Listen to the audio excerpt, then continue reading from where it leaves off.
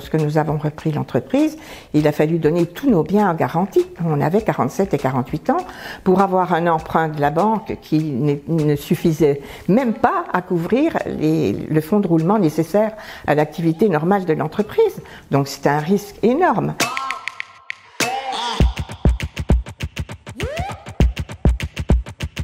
Bonjour, alors, je suis Bernadette Dodane. Je suis présidente et cofondatrice de Christelle avec mon mari, Paul Dodane. Je suis mère de 3 enfants et j'ai 5 petits-fils et 8 arrière-petits-enfants. J'ai grandi dans un magnifique village qui s'appelle Arquesnan, dans le département du Doubs. Je pourrais dire que j'étais une petite fille bien élevée. Voilà. C'est-à-dire sérieuse, studieuse, travailleuse aussi, consciencieuse. J'avais un dossier qui était préparé pour rentrer dans une institution catholique. C'était Notre-Dame à Besançon. J'aurais dû faire des études pour devenir pédagogue, enseignante. Toute la famille, du côté de mon père, de mon papa, toute la famille est enseignante. Et parce que mon dossier scolaire était bon.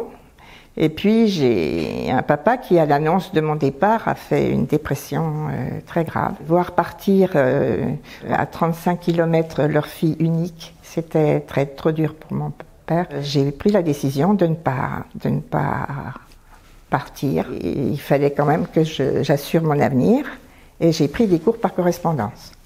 Et je l'ai fait au début en cachette de mon papa parce que c'était aussi projeter un départ plus ou moins lointain, mais quand même, malgré tout.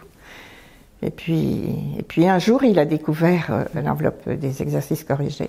Il a très bien réagi parce que son frère avait lui-même réussi avec des études par correspondance. Donc il a fait un rapprochement entre les deux. Il m'a dit je te souhaite la même réussite que mon frère. Et ensuite, j'ai perfectionné mes connaissances parce que je pense être une très bonne professionnelle en gestion d'entreprise. Et quelque part, je suis demandée un jour, il y avait une usine dans notre pays, à Arquesnan, qui s'appelait UMAS, usine métallurgique d'Arquesnan. C'était déjà dans la métallurgie. C'était une fabrique de lime. Il y a une personne qui est tombée malade dans cette usine. Donc j'ai assuré ce remplacement avec succès mais bon, la personne est revenue prendre son poste et tout.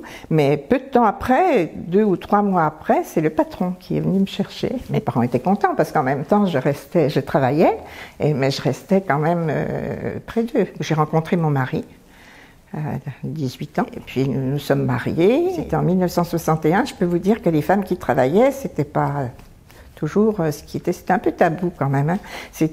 On voyait pas ça d'un bon œil. C'était une émancipation qui n'était pas tellement comprise. Donc on n'avait pas prévu que je reprendrais le travail. Et en fait, il m'a tellement manqué mon travail que moi aussi j'ai fait une dépression.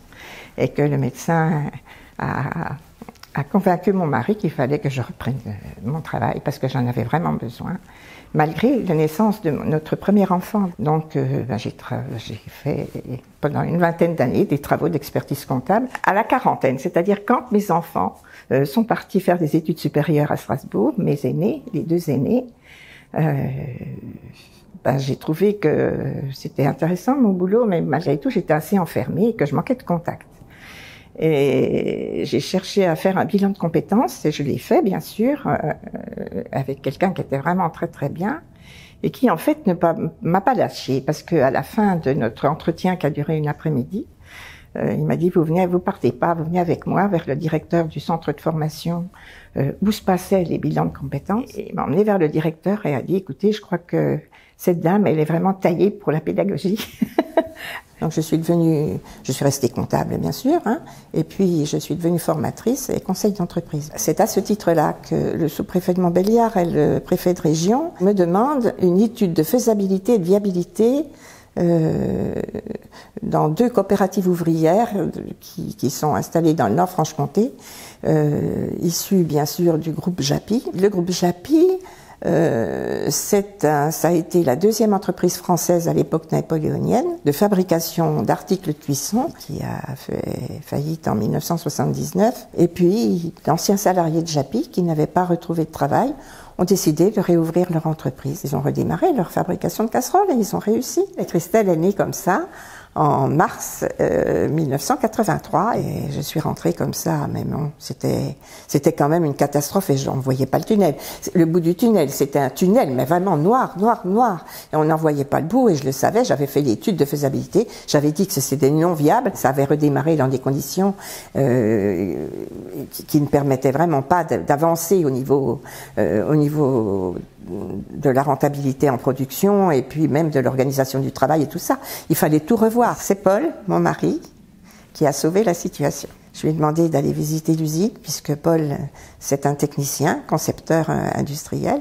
Il me dit, mais si vous faisiez un concept cuisson-service à poignée amovible?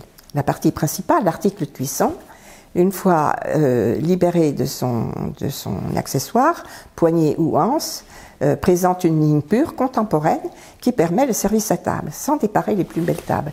Et ça, c'est un concept qui n'existe pas. Il a descendu sa planche à dessin du grenier, et puis il l'a fait, et puis très vite, parce que c'était vraiment tout clair dans sa tête, il m'a dit, j'ai fini mon étude, je vais aller la donner aux coopérateurs, ils en font ce qu'ils veulent. Et ils sont revenus le trouver en disant, mais est-ce que vous seriez d'accord de venir bénévolement nous aider à sortir un prototype qu'on pourrait présenter au prochain salon professionnel? Et puis Paul a dit, dans ce cas-là, oui, j'y vais. Donc il est rentré comme ça, bénévole. Notre qualité de vie a été complètement transformée. Puisque le soir, il partait directement de chez Peugeot pour aller chez Christelle préparer ses fameux prototypes. Il fallait bien sûr encadrer la sortie de ces prototypes, mais en même temps, c'est vrai qu'il fallait aussi organiser cette usine qui n'y était pas du tout. Nous avons redémarré cette entreprise avec tout le personnel. C'est-à-dire que tous les coopérateurs qui avaient déposé le bilan ont été repris par notre société. Tous, on n'en a pas laissé un. Le premier investissement qu'on a fait, c'est Paul qui a acheté une machine à laver parce qu'il avait la personne qui nettoyait les produits au bout de l'espèce de chaîne qui existait, les trempait ses mains dans le trichlore toute la journée. Et quelque part, ça, malgré qu'on n'avait pas de moyens, quelque part, il est allé partout chercher une machine pour nettoyer les produits, pour la sortir du trichlore. On aime les personnes, on aime ce qu'on fait, on aime, voilà, et qu'on veut le faire avec du sens. On est resté 7 ans avant de racheter l'entreprise. Notre fille, qui était avocate un jour, me dit, mais maman, qu'est-ce que vous avez dans cette entreprise? Bon, pourquoi tu dis ça? Rien, vous n'avez même pas le fonds de commerce. En fait, le fonds de commerce, c'est le concept de cuisson-service à poignée amovible, et vous n'êtes propriétaire de rien. Non. Mais alors, oui, mais c'est pas grave.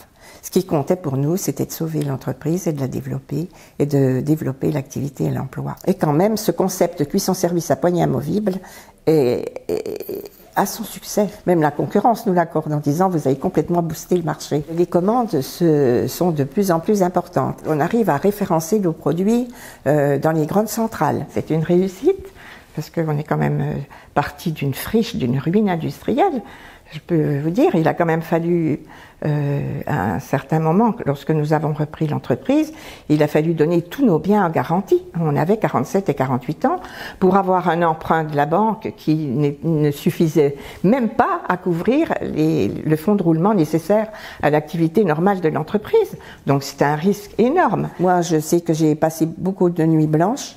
Et que quand je réveillais mon mari, puis lui dire, puis si jamais on se plante, tu te rends compte, tous nos biens sont, on n'aura plus de maison, on n'aura plus, et il me répondait, il y en a qui sont locataires toute leur vie, puis ils sont aussi heureux que les autres. Le plus important, c'était vivre ce qu'on croit, vivre ce qu'on dit, vivre ce qu'on voudrait. C'est pas rien de vivre ses convictions. C'était ça qui était le plus fort. Et c'est ça qui nous a permis de construire notre société sur des valeurs. La performance économique de Christelle est la conséquence de la pratique de ces valeurs en interne et à l'extérieur. Je souhaite la réindustrialisation.